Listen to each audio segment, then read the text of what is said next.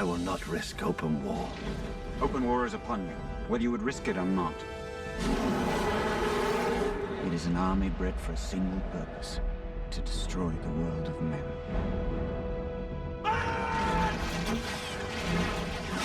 When we've created the props, the costumes, the armour that appear in the film, we've been very much aware of the history and cultures of the people that wear the particular costume or use the particular sword that we're making.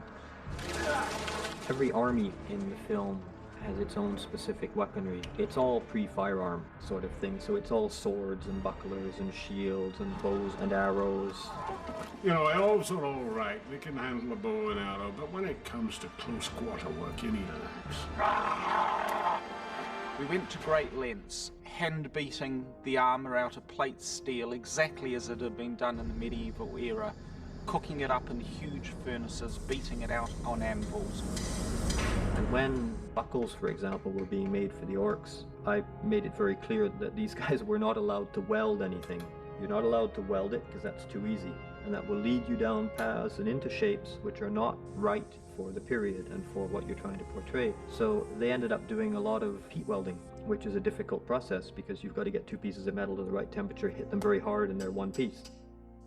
The sword's been hand ground out of plate spring steel. The hilts and crossbars cast up out of the lost wax casting, exactly how our forefathers would have done it themselves. And in the process, what we were trying to achieve in doing this was making sure that the physics of the manufacturing complemented very closely that which was available 500 years ago.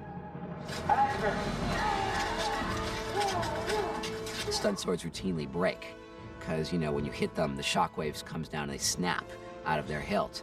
And Richard Taylor, not because, you know, he necessarily wanted to, he was forced to innovate because he couldn't afford to make 5 stunt swords per actor per day. It just would have been absolutely prohibitive. So he sort of completely invented a way to put polyurethane, which is kind of skateboard wheel rubber, into the hilts of these swords so that when the shock wave of contact hit the blade, it would travel down the blade to the hilt and be absorbed into the polyurethane that was hidden under the leather and stitching of the hilts. And we didn't break one stunt sword, which has to be some kind of record.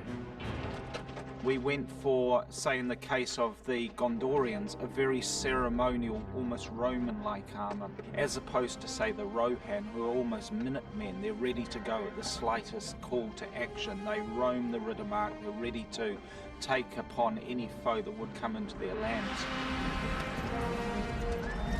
What business does an elf, a man, and a dwarf have in the Riddermark?